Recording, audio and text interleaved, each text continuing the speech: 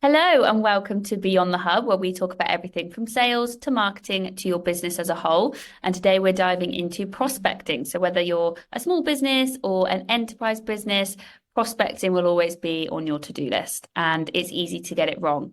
So joining us to dig deeper into this is Eric here at Babel Quest, and he draws on over 20 years of sales experience, I want to say. Over, And in over.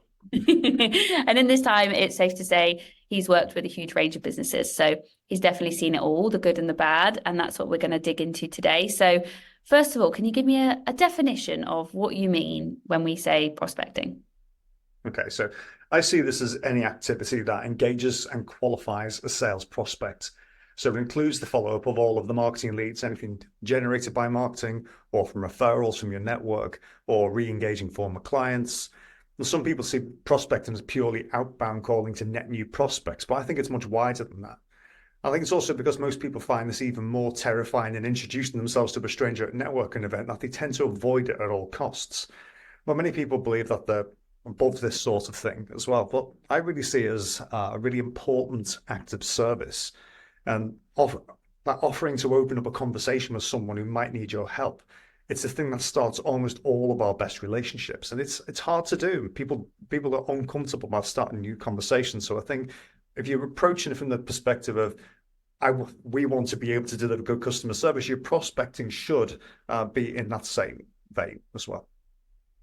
That was really interesting what you said there actually about people think that maybe they're above it sometimes. Would you say that people at all levels should be doing prospecting in a sales department? I think I think we do. I think it's when you put the prospecting label on it, is that people start getting Mhm. a bit fearful of it, and then they think, well, that's actually, we're going to give that to the most junior salesperson in the business. But it's often the thing that is first proper conversation with somebody who's going to be potential, a long-term customer or an important relationship over a period of time for you. That you've got to get this right, and Mhm. everybody should have the skills in that. But ultimately, it's just about opening up a conversation and making the other person feel comfortable about the type of conversation that they're in. So yeah, I absolutely agree. It should be everybody in the organization should be able to understand how to open a conversation. That really is what prospecting is. And you mentioned there about it's really important to get that part right. So I'm sure there's a lot to go through with prospecting, but talk to us about five of the pitfalls that people are making when it comes to their prospecting strategy. Okay, so I think the first one is as we mentioned there that people are scared of this stuff and ignoring the fear that's in there is the first error I think people make. It's there. You've got to address it. You've got to address it to make it okay for your salespeople, so they're not carrying that fear into it, and also making it okay for your prospects. So being able to start off every prospecting conversation to be able to make it clear what type of conversation you're in, and there's a few simple tips that you can do with that, but you got to address that people are uncomfortable doing this activity first, and make sure you're approaching it with the right intent. So it's like a cultural thing in your business that you need to get right first before you can even go So into these prospecting conversations. yeah, so we've done some things where we make it clear about how you start the conversation, how you navigate the middle part of it, and then how you close it, and make it easy to be able to do those things. So ignoring the fear is usually the first bit, because if you don't deal with it, then it's just going to crop up again later on, and then you're going to have poor performance in that. I expect the other one, the next one on there, I would say is expecting it will happen if your diary is empty. So I've got nothing booked in my diary, therefore I will do prospecting work. It won't work. This is all about being prepared, and not having the time blocked out for it is being unprepared. If you set, Yeah. so if you set out a 2 hour call and block, but haven't already got your queue built, you're going to spend all that time either building your queue and not attempting to connect, or randomly flailing about, or falling down a social media rabbit hole on LinkedIn for the afternoon, ending up exhausted and dispirited. It's important that you actually plan the activity and you're prepared to be able to go into it in time blocks. I think another one that is a common pitfall Mhm. is setting realistic expectations. We've all anybody who's been around long enough in this thing knows that the kind of ludicrous numbers that get through, kind of 50 calls make 100 calls, or you could make 100 calls an hour if you hang up before anyone answers. I mean, high volume does not mean you're being effective at all. You've got to be really You've got to be really clear on what those numbers should be and setting things like a minimum daily behavior or a minimum expectation to say, even if I just get started, something will happen. Is starting ridiculously high targets on it.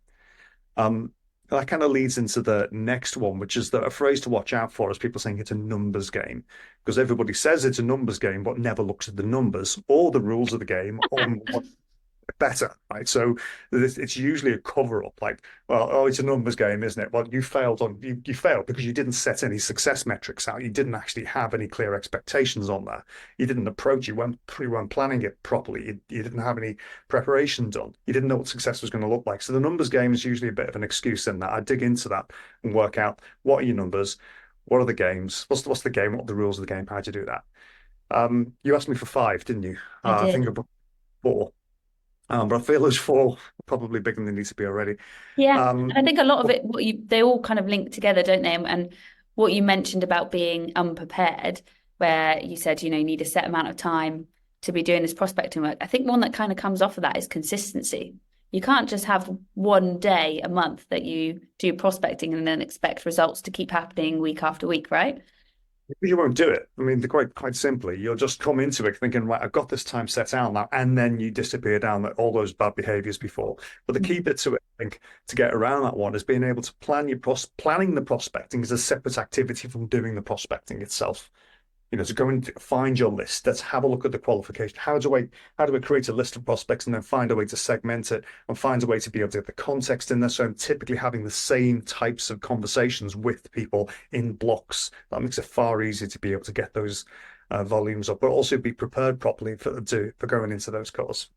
Yeah, absolutely. And I think we've kind of covered everything there about the pitfalls, but let's flip it on its head. And then what should people actually be doing off the back of that? So you've kind of given a few tips as we've gone down, but what else should people be doing? So first off, on the fear side of it, you've got to look at what they're actually scared of. And what most people are scared of when they think about making these opening sales calls is rejection. But if Mm. you that's on these things, it's so rare. If you've got the right attitude and you've got the right approach and you've got a clear plan to control the call, it's rare that you actually get a flat out rejection. If you're cold calling or interrupting people, obviously will do. But if you're planning for your calls to that there's been some kind of warm up first, that they're likely to recognize who you are, that gives you the recognition from the start. Then have a consistent opening. So the way you open a call should be the same every time. That takes a lot of fear out of it. Have questions for the middle bits, and then be clear on your closing outcomes. It's okay for it to be to disqualify, and it's okay to move things forward. They're of equal value. It's okay to agree to go something, to come back to something later on if the timing isn't right, but just get the action set in there. So that kind of advance, nurture, disqualify, they can be equally valuable. So I think just setting that out first helps a lot with the fear. Yeah, Um, definitely. I think that idea of planning your time out as well. So that an empty diary means calling time. Well, no, in my experience, it doesn't. Prospecting requires focus. It requires determination. You need to schedule your calling blocks, get prepared, and stick to them. So that consistency, and you should work out what that frequency should be for your team and your business as well. Some teams will be doing, or some roles might be doing it every single day. Some people might be doing it one or two times a week. Anything less than that, you're not really doing it consistently, from my experience. And how Um, would somebody figure out the right frequency for them? uh, Well, I think you've got to work it backwards. From like with all good sales planning, you've got to work out what is the number that you need to achieve. How many deals is that based on your average selling price? How does that then turn back from the number of deals you need to close? What's your close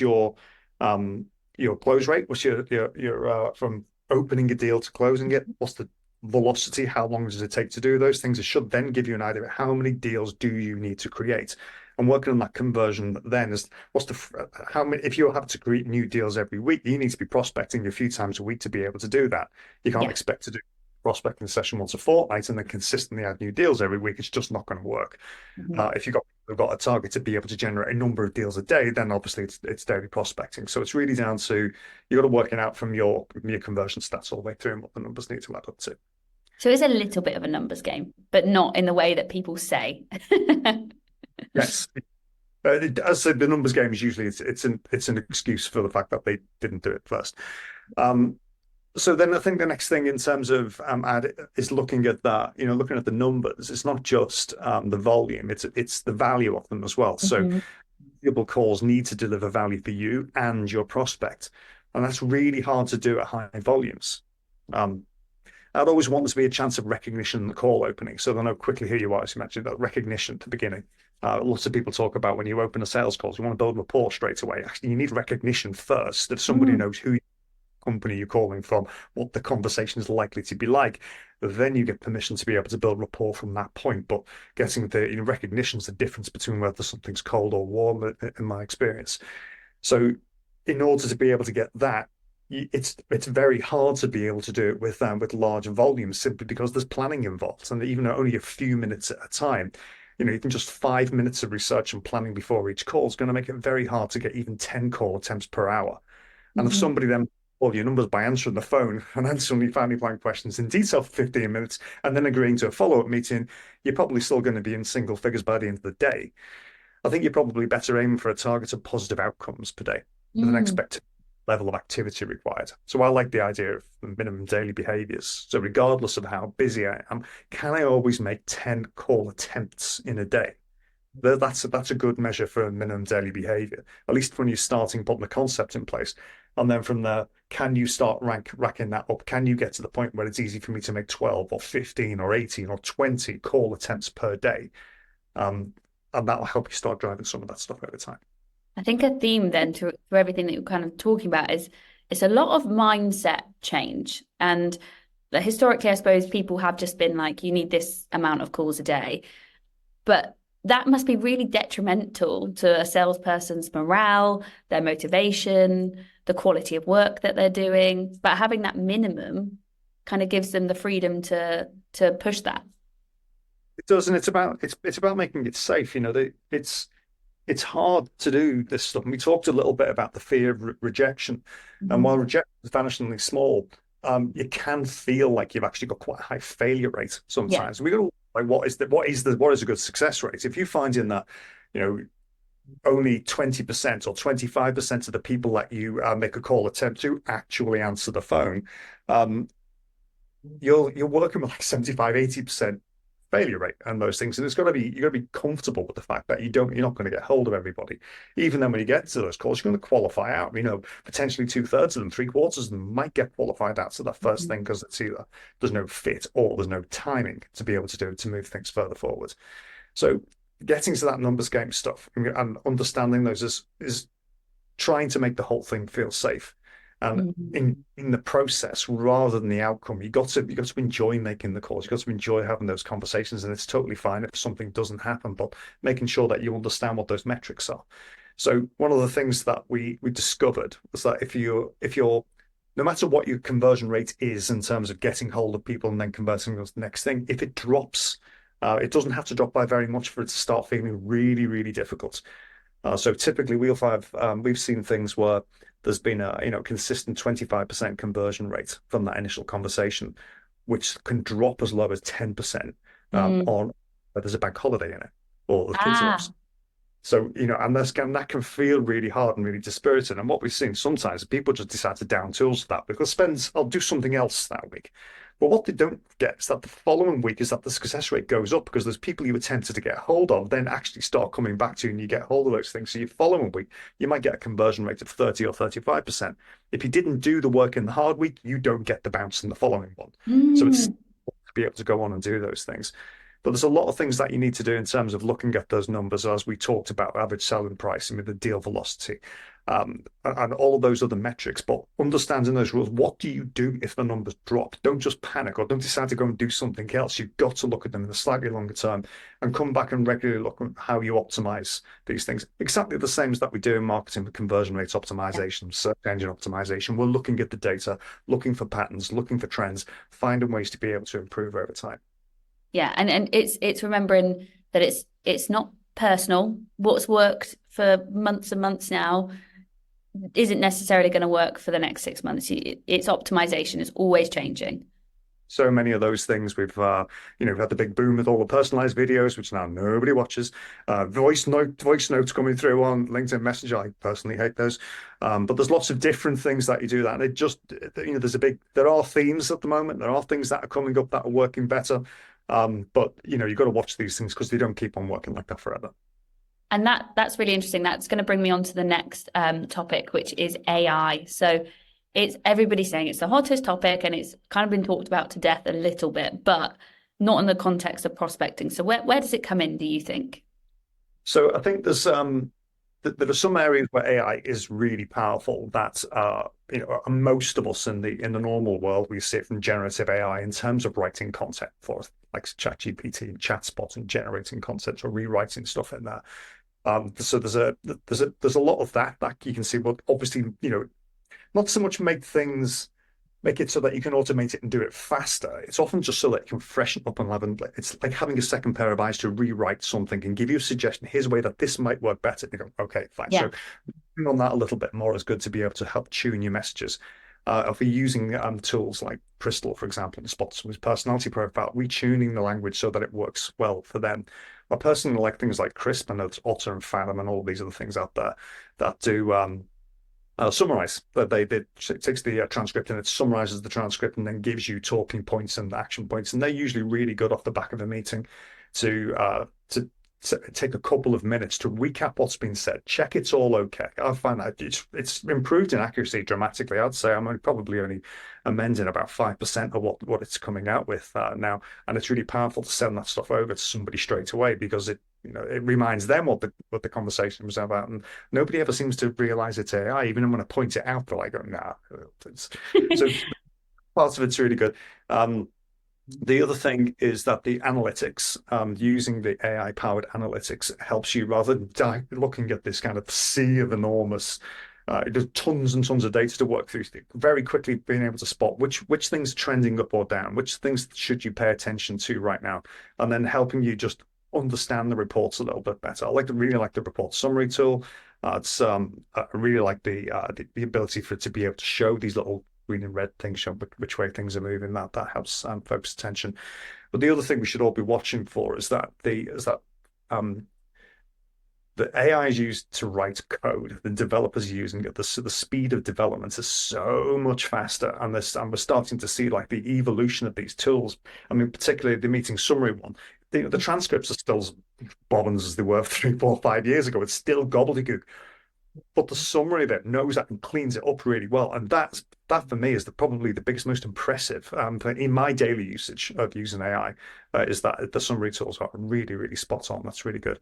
But just watch for the pace of change on this stuff because we saw Crisp, as I mentioned Mhm. before. Very quickly, it popped up on absolutely everything else. So Zoom had launched something that was a chargeable extra, and all of a sudden it was just free and in there. Google Meet exactly the same. It's all just turned up in there.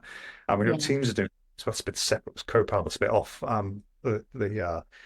off the beam there, but all of the tools cropping up in HubSpot. The rate of change on this, and I know certainly from HubSpot told us they're writing code, adding 50,000 lines a day. Yeah. This is 50,000 updates per day to the code. Is phenomenal, and It's amazing. so this is where we're starting to see, like, last year we were looking at 30, 40, 50 product updates a month, and it's easily north of 100, 150 some months of product updates. But just recognizing that there are more and more tools out there, and there's more easier ways of using things. So you do need to spend time just checking in on what's available and how to Yeah. use it, and talk to the people in the industry who are using those things as well and get recommendations. That's really interesting that you've kind of gone away from ChatGPT because when you say AI, everybody only thinks ChatGPT, but it's in so much else. Like if you're only using that, you're really kind of limiting what you're doing with your time. And I imagine not having to transcribe, not having to write up notes on what the meeting was about, that's going to save you so much more time that you can then funnel into doing the actual prospecting work, right? But if you've got busy salespeople, what happens if it takes time? It doesn't get done. Yes. So calls recorded, or go back and have a look over that later. But you don't follow up immediately on it. You're like panicking, like next time I go to a meeting, I've got to go and get some time to go over the recordings, pull things out, and then do the follow up. And realizing I actually should have sent something over in the meantime. doing it straight afterwards helps you plan those actions. So putting those things, you've got all of that stuff at your fingertips, setting a few tasks to be able to do the follow-up in between, but directly from your inboxes. It just needs to be easy. And Yeah. and that's the difference, I think, from getting you that information faster, saving you some time in the post-call wrap-up, helps you be better prepared for the next one and gets you back on the phone faster. Exactly. And that's what all the sales managers are going to be wanting to know anyway, isn't it? So we've kind of talked about AI and all the different technology that's around that, like Crisp and everything else that you kind of mentioned. But what else can people be leveraging? I know that we haven't really touched on HubSpot's prospecting workspace. So how does that help in the prospecting strategy? So what I really like about the prospecting workspace is it helps you focus in on the time block that you're working in. So first off, I can use it to be able to do my prep and queue up Mm-hmm. on my see my leads. I can see my I can see what I can look at my salespersons. I can look at their team. I can go and have a look at what their task queue looks like. I can see the things that they've got. We know that we've got context and they're well prepared to go in to the call. And then when they go into it, they don't have to have any other windows open, don't have to have the tabs open. You're just all in that one space. It cuts the distraction down and helps you just stay focused on the next thing. And running queues from there is really powerful. It's just keeping focus, keeping the distractions down. I think that's particularly powerful. Okay, I love that. And we just to let everybody know, we are running a prospecting workspace training session, which people, if you don't know how to use it, then Eric and one of our other platform consultants are going to be there to train you. So I'll put all of the details in the description below with a link so you can sign up to that. It is free. So there are limited spaces, so make sure you sign up quickly for that. We've talked about the emergence of technology and we've kind of touched on the fact that techniques change, like you're seeing videos don't really work that much anymore. Voice notes are coming in and we don't know whether they should actually be coming in. But what other kind of old school techniques do you think are going to make a resurgence, or do you find that still work? I think one of the most important skills a salesperson has is to have a little spring here, spring loaded elbows, and instantly anything happens. The phone up like that because calling still is the most powerful way to be able to get the progress to open that initial conversation. So not being scared. Don't hide behind all the technology. Don't hide behind LinkedIn or hiding behind email. Use it in order to get you onto the phone. You need to be in conversations with people or in Zoom calls with people. You need to be doing that. So that's kind of for the higher volume way of doing things. But also don't forget that this is all about face-to-face stuff. So if you can get out into events, you can be in networking groups, you can be around other people, you can get to places where there are more people to talk to and meet face-to-face. They're still the most valuable ways of doing things. It's just doing it at scale is difficult. But there are plenty of events. Events are really, really busy. We're at the Business Innovation Expo event next week. And I'm over in HubSpot House in Dublin. We're doing sessions over there. The diary's really is picking up again now, so we've got quite a few planned for the rest of the year. But we're definitely seeing that all of our clients as well are spending more time out in front of people, talking to them. So old school, yes, let's just go and meet people. Yeah, it's Um, nice. It's quite nice as well to meet people face to face. And I think that kind of comes into another topic that I wanted to touch on as well, which is referrals. So obviously, when you're meeting face to face, you're kind of building up that rapport, and your clients become on a better friendship level, maybe. So where does referrals come into prospecting, or does it? I think it's probably the most important part of it, to be honest, because if we said, when we started, we talking about like opening the conversation, that act of service, and then helping somebody else get into that conversation, knowing the context for the fact that there is something there and getting recognition at the start. I mean, they're pretty much what referrals do, right? So if you've got the ability to get introduced to somebody can say, hey, do you know what? I really think you should come and talk to Eric about that because he can help you with that particular problem. And when I start that conversation and say, hey, Nigel said we should have a conversation about this. Can you tell me a bit more about that? Then that's a conversation where they already know what type of I can help. We know we've got the subject and we know that this is a sales conversation. We're trying to find a way to be able to see if there's a way for us to advance and move forward into a deal and find something positive to talk about. But I think the key bit with this is looking at looking at the stats of what works, if you're tracking the sources of where things come from, or you're tracking, or particularly if you get nice and sophisticated and using all the multi-touch attribution tools, and you'll spot that, when we tracked it, we found that more than 80% of the revenue that we bring in came from some form of referral. It was there in the mix somewhere, usually fairly early on. And that might have been it was certainly, I'm not saying that everything needs to go down that route. You've got to be doing all digital marketing, you're going to be doing the ads, you're going to be doing all the other things, because what people, particularly, especially what we do, because it's part of the craft, it's part of what we sell. But your marketing needs to line up with the prospecting activity, with asking for those referrals. The same messaging needs to happen, and the same positioning needs to happen in that. And then the prospecting conversation is then pulling those things together and talking about, like, well, this was an introduction from here. I understand you have this particular type of challenge. This is the kind of thing we can help with, and it's coming in built with a lot of those trust elements in those first. Trying to establish recognition and rapport and trust and those things, and the referrals, those introductions are the most important part. And I think if you talk, particularly if you're talking to B2B businesses, and you ask them, how reliant are you on word of mouth? And they say, well, pretty much 100%, or 90%. It's certainly a big part of what we do. But then you ask, so and what do you do about that? How, do you measure how many referrals you ask for? Do you measure how many you get?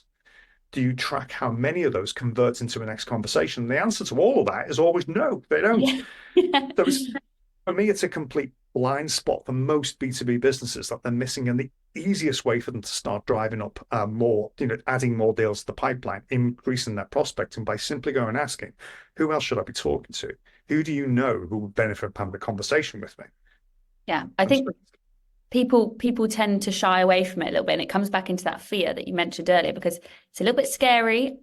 Because it's showing that you believe in what you've done, which can be a bit scary sometimes. It can feel a bit like you're gloating, maybe. So what kind of tips do you have for people to get over that hurdle and just ask? God, there's a whole other session still on this one. I think it's being clear about the ask. The first off, you just need to be able to, particularly if you're asking existing customers to be able to refer you, because they value, and it's often good to do off the back of the kind of net promoter score question. On a scale of 0 to 10, how likely are you to recommend me to somebody else? I'll give you a 10 for that. So should we not follow up with, like, and so, who would you recommend us to? Does anybody in your world that has the kind of problems that, things we've solved for you? Do you see that as being something that happens everywhere else? Is this common in your industry? Is it common in other types of businesses that, this particular problem, let's say prospecting, for example? Do you know any other businesses that have a challenge doing this kind of stuff, who seem to be forever spending time and effort and money on this and not really getting to where they need to be? Would it be worth us having a conversation with those? Yeah. It just makes it a bit more seamless as well. If it's after like a survey, it's after you've done a really good bit of work as well. You don't want to be asking and you've just messed something up, for example. I think the only question that if accidents happen, but if you fix something, that's from my experience, from particularly in the world of net promoter scoring. If you get a low score, and let's face it, low score is always a 0. It's not 1, 2, 3, 4, 5, 6. It's 0. You only get 3 scores. You either get a 10, 0, or you get that 7 or 8. Moving a 7 or 8 to a 10 is virtually impossible. Moving a 0 to a 10 is absolutely possible. They're the ones when you actually lean in, you find out what happened, you resolve it, and then they go, well, accidents happen, mistakes happen, you fixed it, and that was great. But they're usually some of the best sources of being able to drive new referrals. Lean into some of the challenges, help people out. They'll thank you for it, reward you for it with an instruction. I like that piece of advice there. Lean into it. I think the only last question I've got now is so prospecting trends, which we've touched on already. I think they're tied into business as a whole. So do you have any foresight or instinct, or what do you think is going to happen to prospecting as a whole, the future of it?